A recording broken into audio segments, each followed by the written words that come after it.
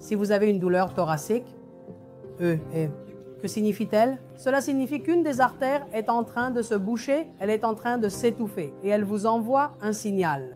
Vous pouvez ressentir une gêne, comme une gêne thoracique, comme si un énorme poids avait été posé sur votre poitrine.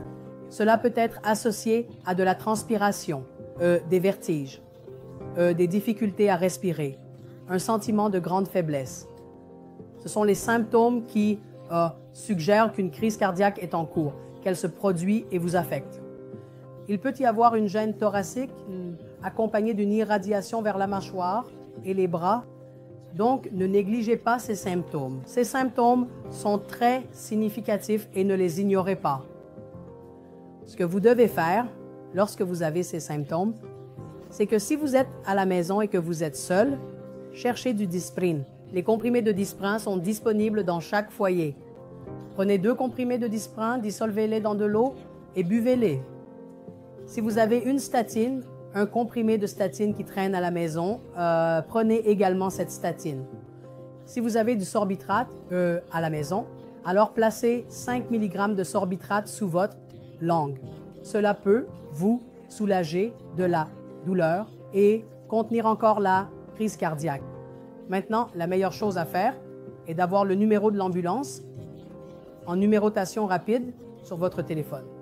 Appelez une ambulance et allez à l'hôpital immédiatement. Vous n'avez pas besoin de paniquer. Si cette douleur thoracique commence et pendant que vous êtes à la maison, ne paniquez pas car le stress augmentera l'épisode. Cela aggravera, en fait, la situation. Alors détendez-vous, allongez-vous sur le lit, passez l'appel téléphonique et laissez l'ambulance venir et atteindre l'hôpital. Ou si vous avez un proche, il peut vous conduire à l'hôpital et vous pouvez recevoir des soins médicaux dès que possible.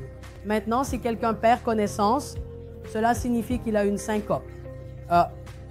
95% des crises cardiaques n'ont pas de syncope, mais 5% peuvent avoir une syncope avec elle. Vous avez entendu des nouvelles de jeunes personnes ayant une perte soudaine de conscience et mourant. C'est un arrêt cardiaque soudain. Et si vous trouvez quelqu'un qui est tombé et a eu une syncope, vous devez vérifier son pouls avec 2 doigts autour de la nuque, sentir le pouls carotidien. Vous devez vérifier la respiration avec les mêmes 2 doigts, les placer sous le nez et voir si la personne respire. Puis, commencer la réanimation cardio-pulmonaire, c'est-à-dire le RCP. Un RCP sauve des vies. Tout type de RCP est mieux que pas de RCP.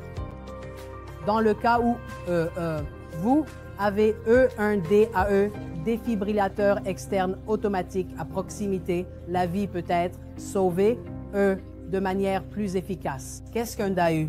Un DAE est une petite machine que l'on trouve dans tous les aéroports, toutes les stations de métro, gares, et avec la sensibilisation croissante, les gens les installent même dans les centres commerciaux.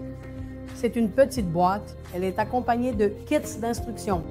Vous utilisez le DAE, placez les électrodes ou les patchs sur la personne qui a perdu connaissance. Il analysera le rythme.